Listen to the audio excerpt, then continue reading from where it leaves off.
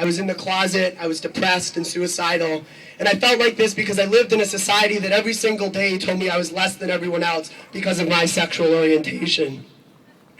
But then I realized that the problem wasn't me, the problem was our society. The problem was a society that marginalizes people because of who they love.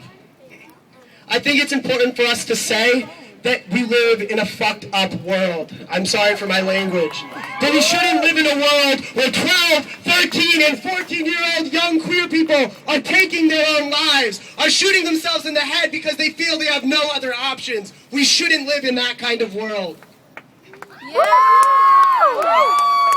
I'm angry today. And I think it's time that we stand up and fight back as a community. We need to fight back against the bullies and the bigots in our own lives, but we need to also fight back against the politicians and the laws that condone us as second-class citizens. But most importantly, it's time that we stand up to the politicians that claim to be on our side and the organizations that take our money and claim to fight for us, but sell us out again and again and again. I think it's time that we ask some real serious questions of the Obama administration and the Congress that we have. Why is it that every single year the Democratic Party, and in 2008 the Obama administration, felt no problem with courting our vote and asking us for our money, right? But when they have a supermajority in Congress, they fail to pass anything real that will impact our lives. We have to ask, why is it that on the drop of a dime, they can come up with $750 billion for a military machine to slaughter people around the world, which the majority of people in this country do not support, but they cannot pass an all-inclusive Employment Non-Discrimination Act. We have to ask, why is it that the Obama administration can support the FBI when it raids the homes of peace activists, but can't sign an executive order ceasing all discharges from the military based on sexual orientation? There are glaring hypocrisies in this administration, in this Congress.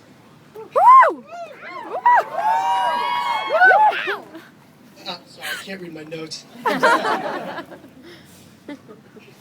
I think that this shows us that our civil rights are not playthings to be bartered with by politicians. These recent suicides show us that our civil rights, that these laws have human consequences. When you deny people their basic human rights, people kill themselves because we live in a society where our government condemns all of us as second-class citizens. And it's time that we raise our voices and say that these policies are not about what works for those in office, but it's about our lives and our civil rights. We need to say also that this Tea Party movement, these absolutely fucking lunatics do not speak for the majority of people in this country. It's time we get our facts straight.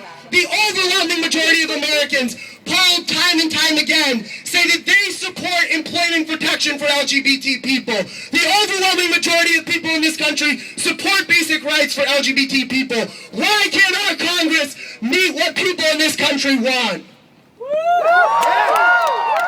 If we believe that we are equal, then it's time that we start acting as if we are equal. Because a free and equal people do not accept compromises and do not allow their human rights to be sold out for what's politically realistic.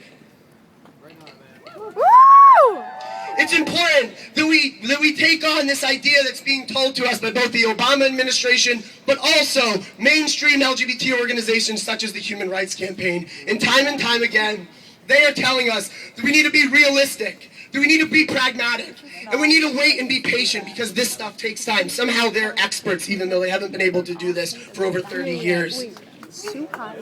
We need to reject this idea, and we need to look back to history because history teaches us something. That it was the principles of unrealistic idealism that won people their basic civil rights. Rosa Parks was condemned as being unrealistic when she sat on a bus and refused to give up her seat in the fight against racial segregation. Martin Luther King was deemed as being unrealistic and impatient when he marched on Burma, when he marched in Selma fighting for civil rights.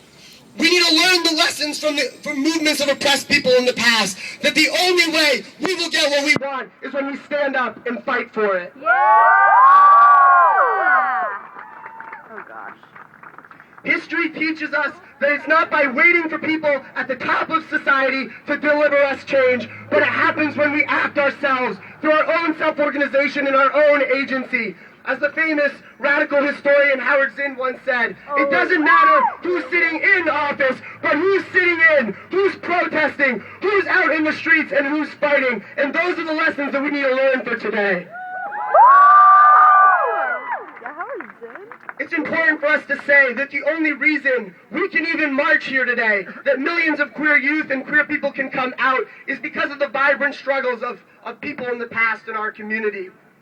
It's because of the heroic struggles of the Stonewall generation and the heroic struggles of the AIDS crisis and of the 80s generation of people who stood up and fought when they were told that what they were doing was impossible, that what they wished to achieve was unrealistic. It's because of those people that we're at where we are today, and it's important that we remember that.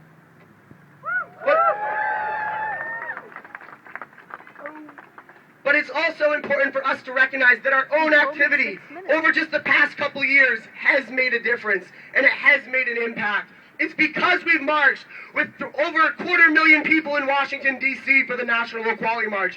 It's because we've protested in Boston, in Los Angeles, in Chicago, in New York City. It's because we've sat in. It's because people have chained themselves to the White House fence. It's because we've acted that finally politicians are listening to our demands and addressing our issues. And that teaches us something, that we need to keep doing that. So please, I encourage people, get involved to join the impact, and go out and do something. Don't just sit around and wait for other people to do it for you. We need to mourn for the dead, but we need to fight like hell for the living, because I don't want to live in this kind of world much longer.